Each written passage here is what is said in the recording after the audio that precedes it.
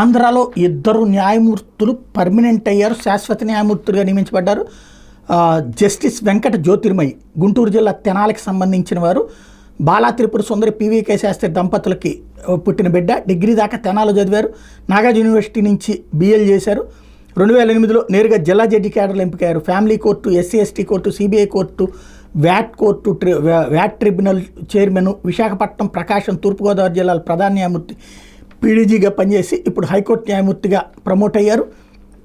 అలాగే జస్టిస్ వెనుతురుపల్లి గోపాలకృష్ణారావు కృష్ణా జిల్లా చల్లపల్లి వారిది. తల్లిదండ్రులు కోటేశ్వరమ్మ సోమయ్య, తండ్రి విశ్రాంతి sub registrar Gopalakrishna Rao.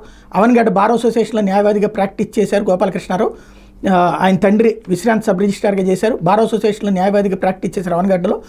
1994లో junior civil జడ్జిగా ఎంపికయ్యారు. 2007లో సీనియర్ సివిల్ జడ్జిగా పదోన్నతి పొందారు. మరోసారి పదోన్నతి పొంది 2016 నుంచి అదనపు జిల్లా జడ్జిగా శ్రీకాకుళం, తిరుపతిలో న్యాయ సేవలు అందించారు. గుంటూరు మొదట అదనపు జిల్లా జడ్జిగా పనిచేస్తుండగా హైకోర్టు న్యాయమూర్తిగా పదోన్నతి పొందారు. హైకోర్టు అదనపు న్యాయమూర్తులుగా వీళ్ళిద్దరి పేర్లను సిఫార్సు చేస్తూ సుప్రీంకోర్టు కొలీజియం 2023 జనవరి 10 సిఫార్సు చేస్తే అదే నెల 24న వాళ్ళ నియామకానికి రాష్ట్రపతి ఆమోద ముద్ర వేశారు.